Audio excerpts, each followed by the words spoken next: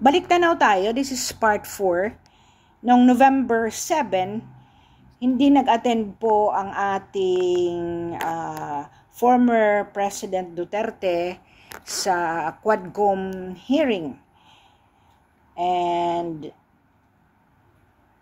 November 13, biglang dumating si President Duterte sa Congress Quadcom hearing.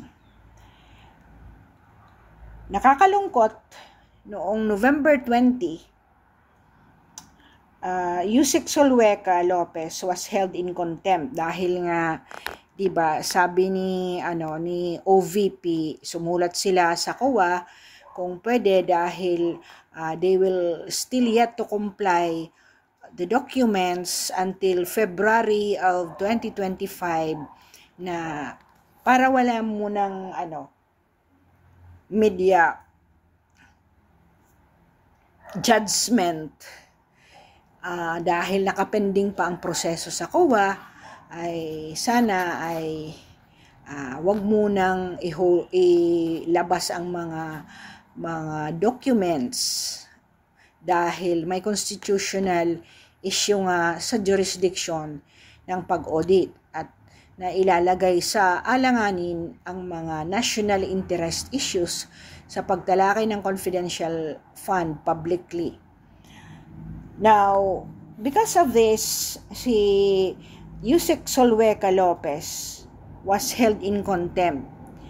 And November 23, 1 a.m., Yusek Lopez was ordered to be transferred to a correctional facility.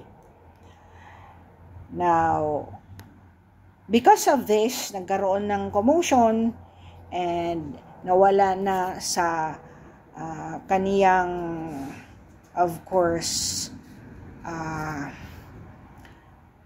order si Sara Duterte, VP Sara Duterte, kasi nga hindi nga siya binigyan ng electricity doon sa room ng kaniyang kapatid na doon sana siya matulog ng gabi ng 22 dahil sasamahan niya si Attorney Zulueta doon sa kaniyang pagka-detain sa Congress.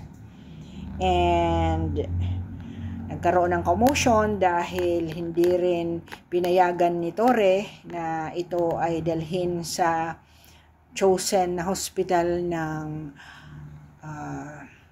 hindi naman convict si Attorney Zulueta, gustong ilagay nila doon sa correctional facility. And all these abuses had been, parang inililihis ng allegedly ng ating administrasyon sa panggigipit na nangyayari.